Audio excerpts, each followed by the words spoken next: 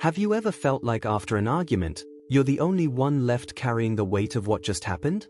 Like he can just walk away, switch off, while you're left replaying every word, every glance, every silence? If you know that feeling, type "I've been there" in the comments. Because this video was made for you. And stay with me until the very end. There's a message waiting that might change the way you look at love forever. You see, there's a difference between a woman who waits in silence after a fight and one who finds her peace, no matter if he comes back or not. It's not about what she says or does, it's about how she holds her heart in the space he leaves behind. For over 20 years, I've listened to women asking me, how do I make him come back? But the real question, the one that transforms everything, is this: how do I stay with myself when everything feels like it's falling apart? Because true strength doesn't come from clinging to someone who's pulled away. It comes from not losing yourself in the process of trying to hold it all together. Real loyalty, what so many women chase after, is never earned through begging, apologizing excessively, or trying to be less so he can be more. It's born from a woman's ability to stand through the storm without crumbling. To feel the pain, but not let it rewrite who she is. A woman once told me, "Doctor, when we argue, it feels like the entire house I built comes crashing down." And I gently asked her, what if the house that's falling isn't yours, but the one you built around him? The silence that followed wasn't empty. It was awakening. Sometimes it takes one question, one moment, for a woman to finally see herself not as the one left behind, but as the one who decides whether she stays true to herself or gives herself away again. And that, my friend, is where this journey begins. What most women don't see, because no one ever teaches them, is what's happening inside a man's body during a heated argument. While she may be speaking from a place of pain or frustration, hoping to be heard or understood, his nervous system often interprets her intensity as danger. His heart rate spikes. His breathing changes. His muscles tense as if he's preparing to run or defend himself. Not metaphorically, literally. This isn't about weakness or lack of love. It's biology. Deep, ancient biology. When a woman raises her voice, when tears fall or accusations rise, a man's primal brain often misreads this as a threat to his survival. In that moment, he's no longer hearing her words, he's hearing a silent alarm in his body shouting, "Protect yourself. Escape. Survive." That's why he shuts down. That's why he walks out. Not because he wants to hurt her, but because his nervous system believes it's being attacked. And sadly, what she sees is distance. Coldness. Abandonment. She reads it as proof that he doesn't care. And so, the spiral begins, pain feeding pain, misunderstanding deepening the wound. But what if you could see it differently? What if his retreat wasn't rejection, but reaction? Not emotional cruelty, but physiological overload? Imagine how that would change your response, not to excuse harmful behavior, but to understand what lies beneath it. Because understanding creates room for compassion, and compassion opens the door to true communication. Still, this knowledge isn't a free pass. It's not an excuse for emotional withdrawal or avoidance. It's an invitation to both people in the relationship to meet each other not just where they feel most comfortable, but where they are most human. A woman's voice is not a weapon. But in the storm of a heated moment, even love can sound like war to someone who has never learned how to sit with emotional fire. This is the silent battlefield that many couples walk across without even knowing they are in a war zone. But when you see it, when you name it, you can change how you move through it. And that awareness, as you'll soon see, is the beginning of something very powerful. Once the storm passes, after the doors have slammed, the words have been said, and the air has turned cold, what truly breaks a relationship is rarely the argument itself. It's what happens in the silence that follows. That's where the real damage is done. You see, silence can be a healing space. But it can also be a weapon, sharp, invisible, and devastating. When a woman responds to his withdrawal by shutting down herself, by mirroring his coldness with her own, she may think she's protecting herself. But what she's really doing is building a wall. And not the kind that keeps her safe, but the kind that keeps love out. That's where trust begins to shatter, not in the shouting, not in the conflict, but in the aftermath, when both hearts are left waiting for the other to reach out first. She waits for a message that never comes. He waits for the storm to pass. Neither moves. The space between them stretches until it feels permanent.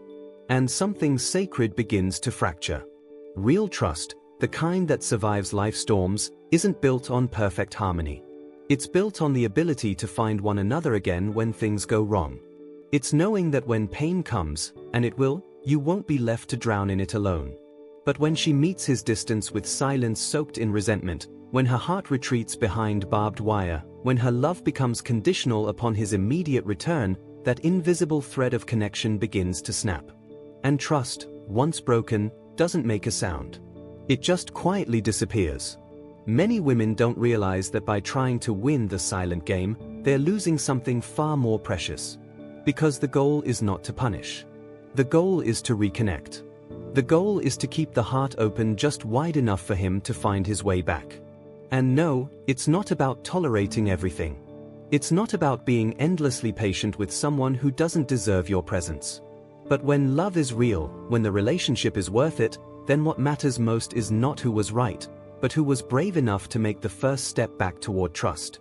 And sometimes, all it takes is one heart staying open when the other has closed. There comes a moment in many women's lives when they realize they're exhausted, not from love itself, but from the way they've been loving. Chasing, pleading, shrinking, loving like their life depends on it. And somewhere along the way, they stop being a partner and start becoming a rescuer. A shadow. A ghost of the vibrant woman they once were. I remember one woman who sat across from me, her voice soft but resolute. "Doctor," she said, "I'm tired of loving like I'm in survival mode. I'm tired of bleeding to keep something alive that keeps leaving me." Her words weren't dramatic. They were honest. She wasn't asking how to win a man back. She was asking how to stop abandoning herself every time he pulled away. And so, we began the real work, not of fixing him, but of returning her to herself. She didn't become colder. She didn't build walls. She became present, grounded, rooted in her own emotional soil. For the first time in years, she started hearing her own voice again beneath the noise of longing and fear. Then came the test. The argument. The tension. The space. And this time, something different happened. When he withdrew into his familiar silence, she didn't follow. She didn't beg. She didn't panic. She simply stayed with herself. Breathing. Feeling. Letting the wave pass without drowning in it.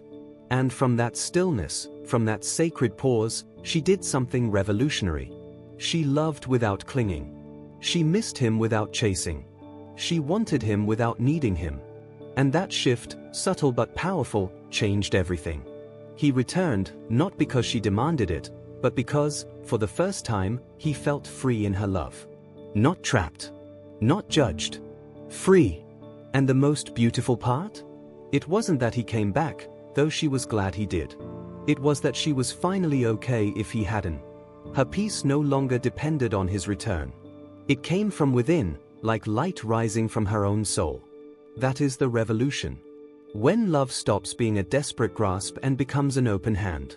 Not cold, not closed, but open, with strength. And from that place, everything begins to bloom differently. When a woman reaches the place where she no longer needs love to feel complete, something in her changes, and everyone around her feels it. It's not that she becomes less loving. On the contrary, she becomes more radiant, more magnetic. Because the energy she now carries is no longer that of hunger, but of wholeness. Men feel this shift with astonishing clarity. They feel it in her voice, steady, warm, not seeking validation. They feel it in her body, relaxed, not tense from anticipation. They feel it even in her silence, calm, not charged with emotional demand. She's no longer watching his every move like a detective of rejection. She's living, breathing, being. And paradoxically, this is when he begins to draw closer, not out of obligation or guilt, but out of admiration. Because now, being near her doesn't feel like walking through a minefield of expectation. It feels like being welcomed into a sanctuary. A space where he can breathe. Where he doesn't need to be perfect to be loved. Where his silences aren't punished but understood. Where his flaws aren't magnified, but humanized. This woman doesn't wait for his mood to dictate hers. She doesn't make his approval the center of her emotional balance. She chooses him, yes, but not to complete her. To share the fullness of who she already is. And that kind of love doesn't suffocate. It inspires. It's not need disguised as devotion. It's not fear masked as care. It's not desperation wrapped in tenderness. It is, simply and powerfully, love in its most honest form, offered freely, held lightly, and rooted in deep self-respect. And make no mistake, men recognize this energy. Not with logic, but with something more primal. Reverence. The same instinct that makes them protect what they value most. A woman like this is not just remembered. She is never forgotten. Not because she tried to be unforgettable, but because she finally stopped forgetting herself. And in doing so, she becomes not just a partner. She becomes a mirror. A standard. A force. The kind of woman a man doesn't just want to return to, but rise for. Real love, the kind that stays, deepens, and grows, is never born from begging. It doesn't come from chasing or pleading, or shrinking yourself into silence just to keep someone near. It comes from choice. From two whole people who decide, every day, to walk beside each other without losing who they are along the way. A woman who truly understands this no longer clings to crumbs of affection like someone starving.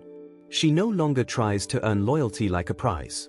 She recognizes that love is not something to be bargained for or extracted through emotional acrobatics. It's something sacred that flows when two people feel safe, seen, and strong enough to meet in truth. That's why the unforgettable woman is not unforgettable because she's perfect. She's unforgettable because she's real. She doesn't play games. She doesn't manipulate with silence or reward with affection. She doesn't turn love into performance. She simply is, present, open, rooted in a kind of emotional maturity that's rare and deeply magnetic. Her love has boundaries. Clear, loving limits that protect her heart without closing it off. If he misuses her softness, she doesn't get softer, she gets clearer.